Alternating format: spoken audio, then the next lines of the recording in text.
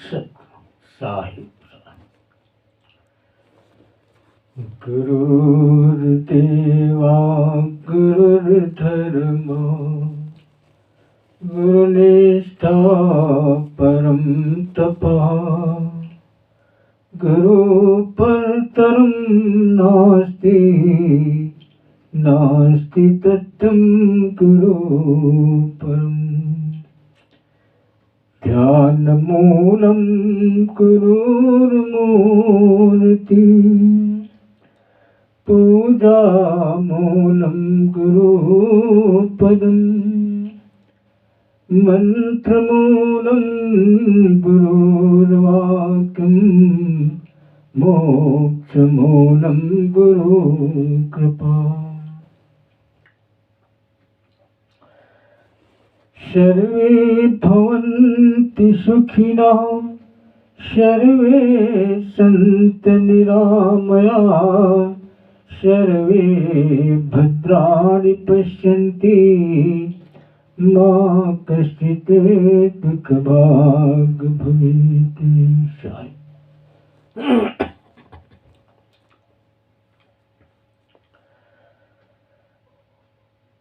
मुद मंगल में संत समाज, भक्त समाज,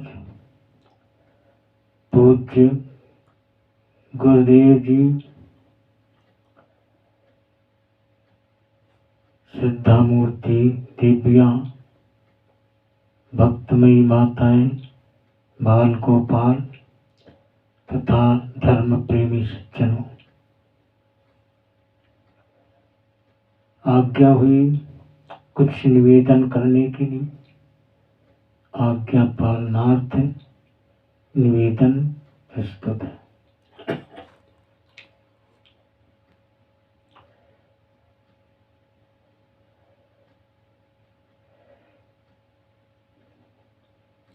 एक जमींदार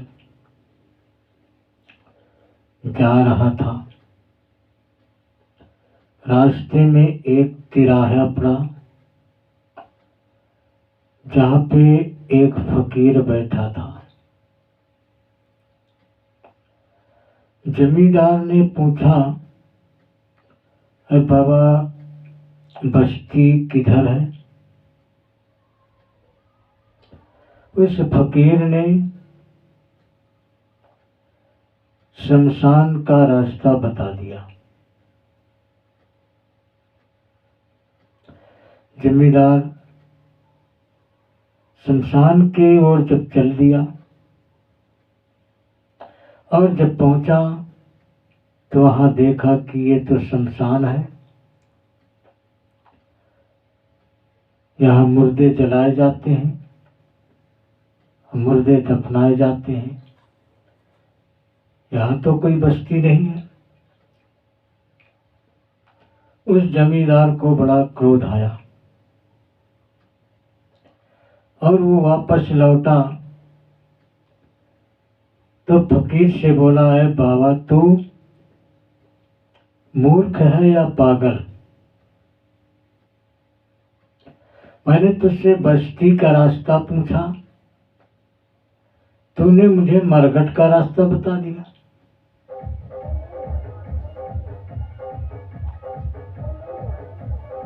मैं मरघट की ओर चला गया तो वहां क्या देखा कि वहां तो चिताएं जल रही हैं। फकीर ने कहा, साहब आप ही एक ऐसे मिले कि जो मुझे पहचाना है।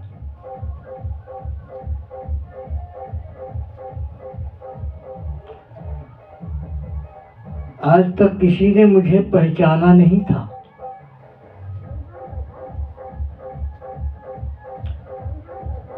लेकिन आप ने बस्ती का रास्ता पूछा, मैंने बस्ती का रास्ता बता दिया। बस्ती किसे कहते हैं ये समझ में नहीं आपको आया। बस्ती उसे कहते हैं जहां पर बस करके फिर वो वापस ना आए,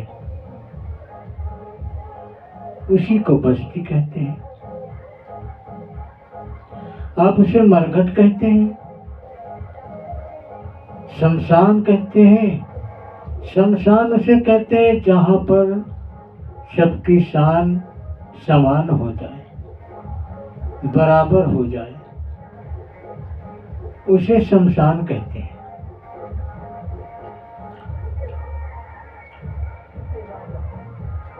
और मसान उसे कहते हैं जहां पर सबकी शान बराबर ना हो।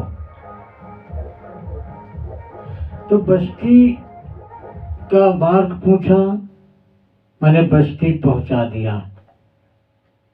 अब ये सोचे कि वहां पर जो जाता है वो बस जाता है, वहां से कहीं लौट पाता है। मरघट का रास्ता पूछते तो मैं मरघट का रास्ता बताता। जिसे तुम बस्ती कहते हो वो बस्ती नहीं, वो तो मरघट है। मरघट का मतलब होता है जहां पर मरने की घटना घटती हो, वही तो मरघट है। मरने की घटना कहाँ घटती है? अधिकतर घरों में, गांव में अधिक मरने की घटना घटती है। रास्ते बीच भी कुछ घटनाएं घटती हैं, लेकिन अधिकतर घरों में ही या गांव में ही मरने की घटना घटती है, यही लोग मरते हैं। शमशान में कोई मरता हुआ नहीं नजर आया।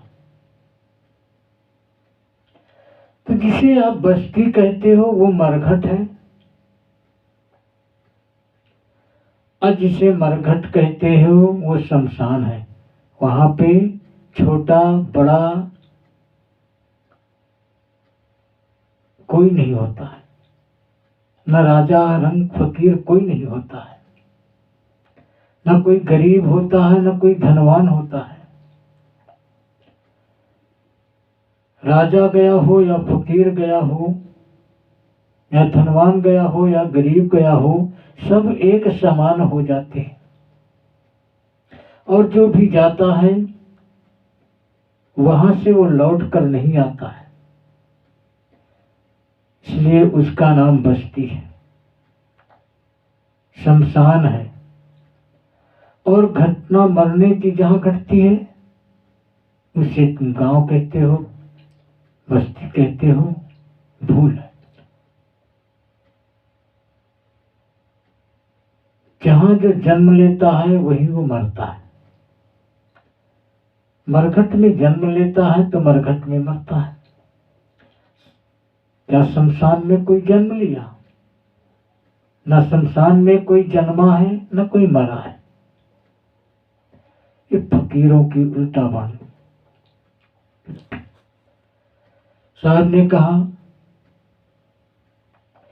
कि जागर प्रेम न संचरे, सो घर घर नहीं मरघट या मसान।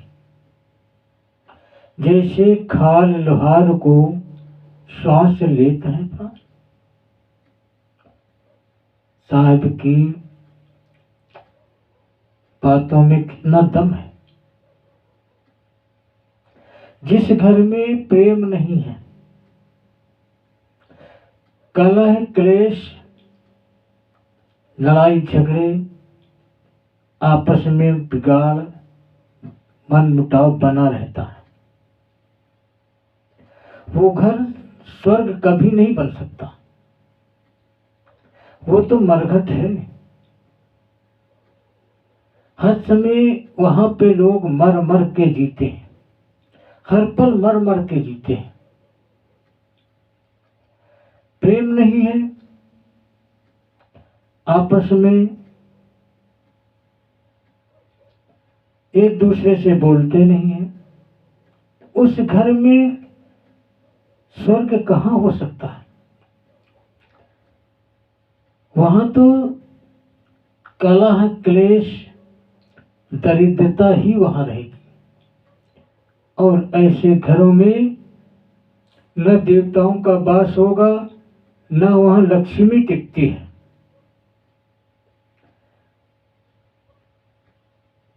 इसलिए उसको कहा मरघटिया मसान। वो मरघट है, ऐसा मरघट है जहां पर कि किसी की समानता नहीं देखी जाती। कोई बड़ा होता, कोई छोटा देखा जाता है। अपने को सब बड़ा मानते हैं, दूसरे को छोटा समझते हैं।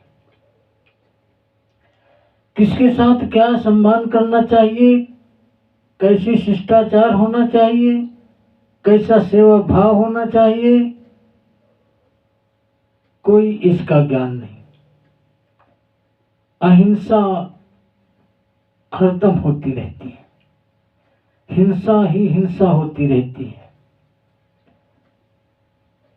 कि ये मरघटिया मसान ऐसा घर होता है जिस घर में प्रेम होता है, आपस में एकता होती है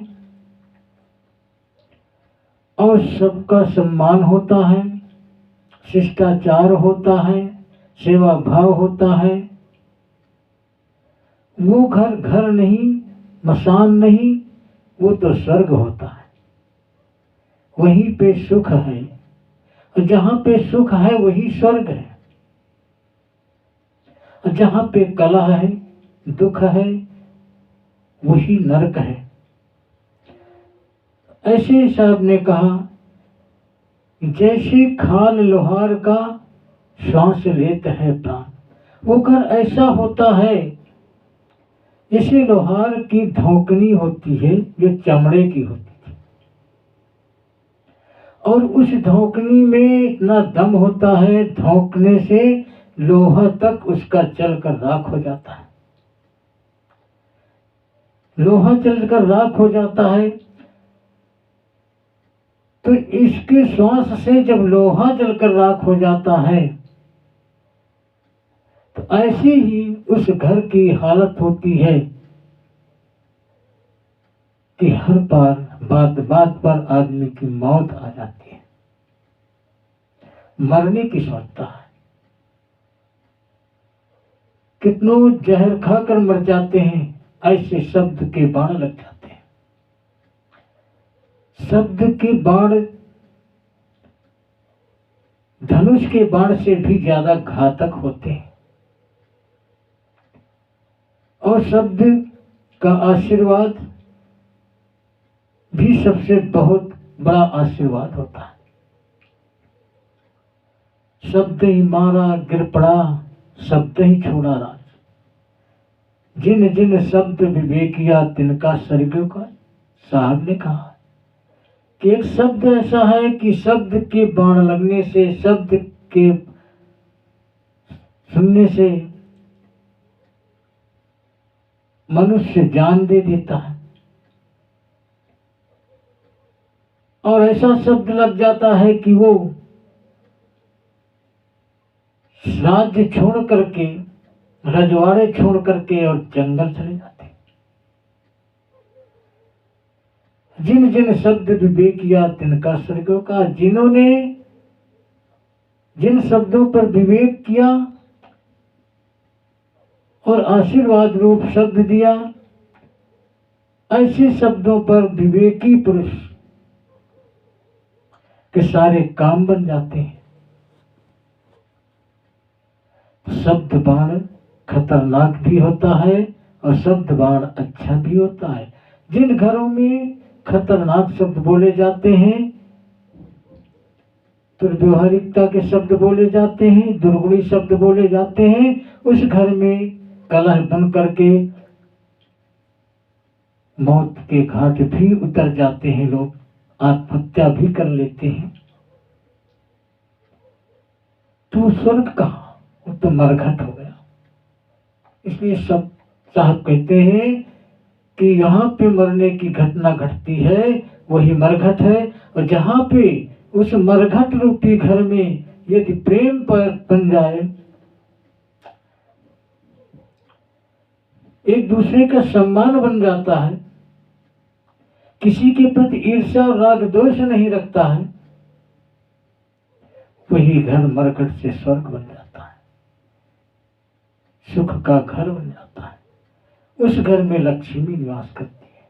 ईर्ष्या, द्वेष, हिंसा, दूसरों के प्रति दूसरों का नुकसान सोचना, ये सब क्या है? यही तो मानवता को गिरा रहा है। ऐसे घरों में कभी लक्ष्मी निवास नहीं करती, कभी सुख नहीं होता।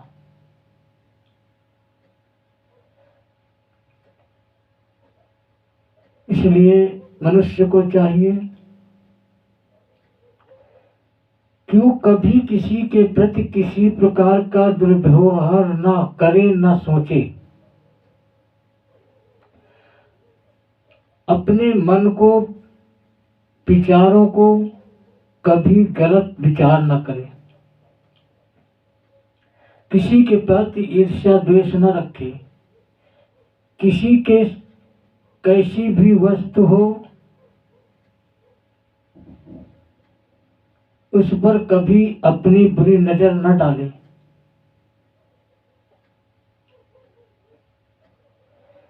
ये मानवीय गुण है। उसके यहाँ कभी किसी चीज की कमी नहीं होती है। चोरी करने वाला व्यक्ति कभी धनवान नहीं हुआ है। व्यभिचार करने वाला व्यक्ति कभी सुख नहीं पाया है। जिस घर में सदैव अपने माता पिता, इष्ट, गुरुजनों की वंदना होती है, उस घर में कभी किसी प्रकार का कलह नहीं होता, कभी किसी प्रकार की कोई बुरी हवाएं नहीं होती है। जिस घर में राक्षसी पूजा होगी, भूत प्रेतों की पूजा होगी, वह उस घर में भूत प्रेत राक्षस का ही निवास होगा और वो घर कलह से भरा रहेगा। हर समय वहां पे कलह पैदा रहेगी, क्लेश बना रहेगा, किसी न किसी के ऊपर दुख दरिद्रता बनी रहती है। इसलिए हर मनुष्य को चाहिए, हर घर परिवार को चाहिए कि वो घर पे अपने इष्ट का ध्यान जरूर करें। सुबह इष्ट का ध्यान, इष्ट की वंदना, माता पिता की वंदना और ध्यान, गुरुजनों की वंदना, ये करना बहुत आवश्यक है। हर कार्य करने से पहले गुरु का ध्यान करना, गुरु की वंदना करना बहुत जरूरी है। गुरु के ही मार्गदर्शन से हमें सुख मिलता है। हम जो भी कार्य करते हैं गुरु का ही दिया हुआ मार्गदर्शन है और उन्हीं गुरु को भूल जाते हैं। इस संसार गुरुमय है। तभी तो कहा कि गुरु बिन ज्ञान न उपजे, गुरु बिन मिटे न ज्ञान, और गुरु बिन सत्य न जाने, गुरु बिन होए न कल्याण। बच्चा चलना सीखा तो किसी गुरु के द्वारा,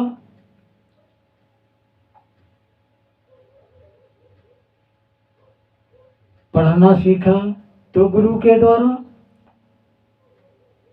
नौकरी बिजनेस करना सीखा तो गुरु से मिला, खेती बाड़ी करना सीखा तो भी गुरु की ही देन है।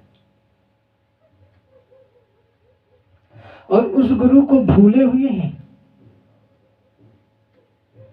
हर मनुष्य को चाहिए प्रातः उठकर गुरु की वंदना करें, माता पिता की वंदना करें, अपने इष्ट जिस देवता को मानते हैं उसकी वंदना करें और उसका ध्यान करें। ध्यान करने के बाद प्रार्थना करें कि पूरा दिन प्रसन्नता से बीते, हर कार्य सफल होते रहें। इसके बाद अपने अपने कार्यों में लग जाना चाहिए। पढ़ाई करने वाले पढ़ाई में लगे, बिजनेस करने वाले अपने बिजनेस पर जाने की सोचें, नौकरी करने वाले अपनी ड्यूटी पर जाने की सोचें, खेती बाड़ी करने वाले अपने खेती के बारे में सोचें।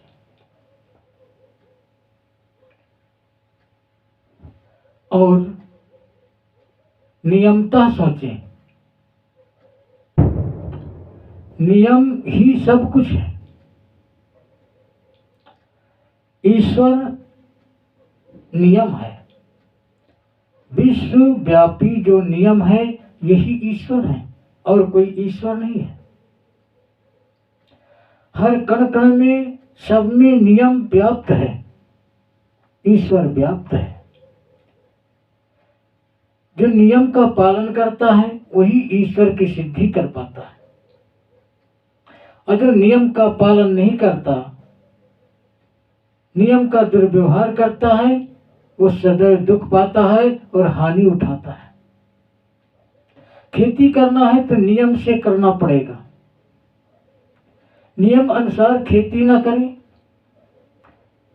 कितना भी देवता पूजे, कितना भी मंदिर पूजा करें, कितना भी माला जपे, कितना भी कुछ करें, उसमें कुछ नहीं हो सकता।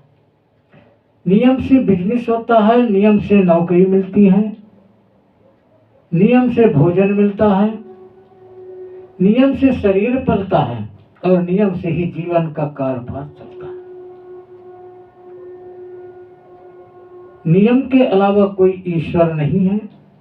विश्वव्यापी नियम ही ईश्वर है। ईश्वर की सिद्धि विश्वव्यापी नियम का पालन करना है। इसलिए नियम व्याप्त है। गुरु इस नियम को बताते हैं। गुरु ही नियम के साथ नियमतः चलने का मार्गदर्शन कराते हैं। गुरु सबसे आगे हैं। गुरु वंदना, गुरु पूजा, गुरु का ध्यान करना अनिवार्य है। जो ऐसा नहीं करता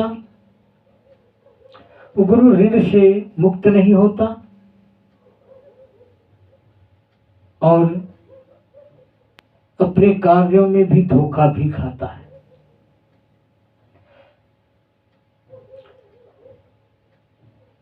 हर काम के पीछे यदि काम उसका बिगड़ता है तो भगवान को दोष देता है, ईश्वर को दोष देता है। ईश्वर का कोई दोष नहीं है। ईश्वर के नियम को पालन नहीं किया, ये खुद का दोष होता है।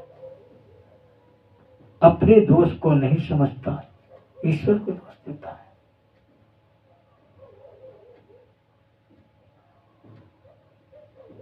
इस तरह घर परिवार भी जो है नियमतः चलते हैं। साहब का मूल मंत्र था कि जा घर प्रेम न संचरे, सो घर घर नहीं मरघटिया मसान। साहब इसीलिए कहते हैं कि घर परिवार में रहो, जो जैसा है छोटा बड़ा उसके साथ वैसा ही व्यवहार करें, वैसा ही शिष्टाचार करें, वैसा ही सेवा भाव करें। वो घर हर समय खुशहाल होगा, सुखी होगा। और जिसमें ये व्यवहार नहीं होगा, अहंकार होगा, ये सोचते रहेंगे कि मेरा ही कहना चले, जो मैं कहूं वही हो, वो घर कभी खुशहाल नहीं हो सकता।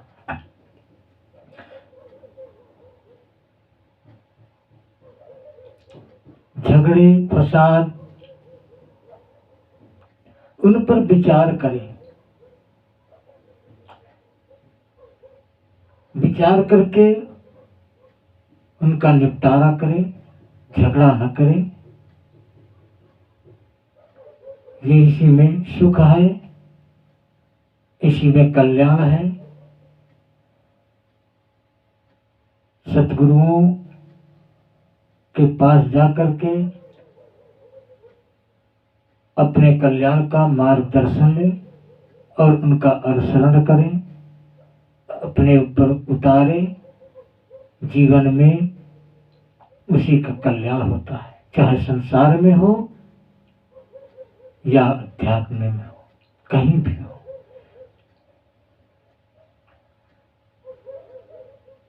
इन्हीं शब्दों के साथ वाणी का विराम। साहिब।